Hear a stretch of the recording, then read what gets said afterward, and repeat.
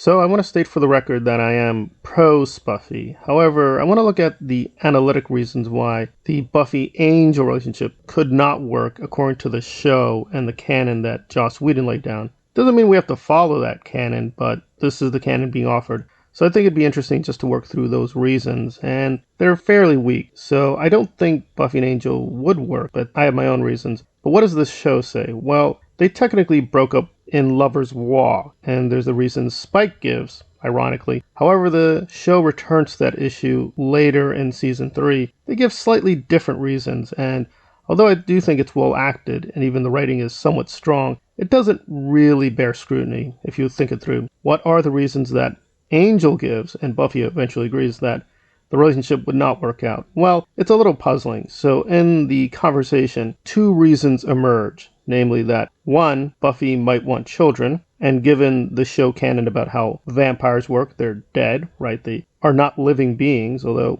we find contradictory evidence because they can breathe. But for whatever reason, certain normal human functions cannot be performed by vampires. So basically, Buffy could not become impregnated by Angel, although again, we have Angel the series, and they kind of worked around that. But we'll put that aside. She may want children. Well, again, there are many ways out of this. Obviously, they could adopt a child. Another thing could be that Buffy has a maternal relationship with a relative, like a cousin or a niece. And then when we have Dawn later in season 5, she basically established a kind of mother relationship with Dawn. So it's not necessary that even if she wants a child, that child has to be a biological child. It's not very convincing that, well, even if she does want children, that would end the relationship. It might be a very odd relationship, but you could have a maternal relationship without, quote, a biological daughter. That seems a little strange. But then the other reasoning is more powerful and does get to the heart of the Slayer mythology, namely that Buffy would age normally, but Angel would stay immortal. Therefore, that would cause a lot of problems with their relationship. It's interesting when we get to the Spuffy issue, that never comes up. Buffy keeps citing that she doesn't trust Spike. That's the reason the relationship can't work there. But here, it's an age issue. Well,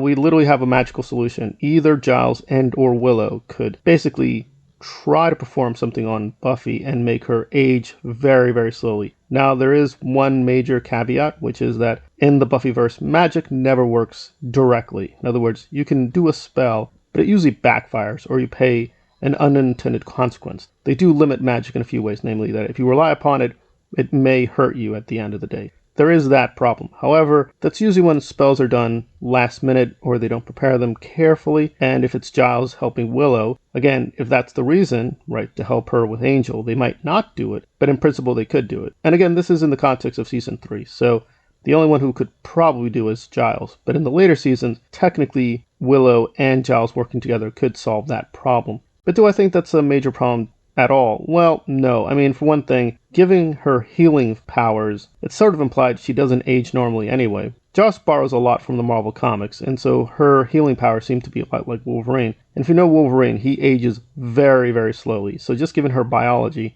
she should be aging slowly anyway. Something of a gap there with her, quote, healing powers and how she ages. But even if that were not the case, yes, there is a kind of magical solution. I'm not sure why the age issue is so big. It's also not really connected to the thematic resonance in the episode itself, where Angel fears that he will accidentally have Buffy burn up. I have no idea what that means. In other words, if they're together, she becomes a vampire and she burns up. I mean, I get the basic issue is that she will never have a normal life if they're together, and she should have some part of her life that is normal, and that's better for her.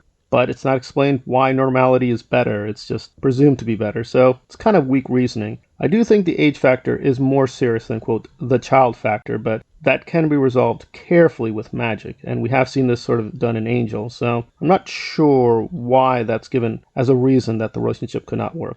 Obviously, we know the real reason. They wanted the Angel series and wanted them to break up because it would have been inconvenient for them to have a relationship together while he's in LA. Again, I don't see these as serious reasons why, quote, the Buffy-Angel relationship could not work as the show presents it. But there are other reasons. It's just curious that given how good the writers are and how good Joss is at the mythology, they came up with some very weak reasons why Buffy and Angel could not stay together. Don't love you?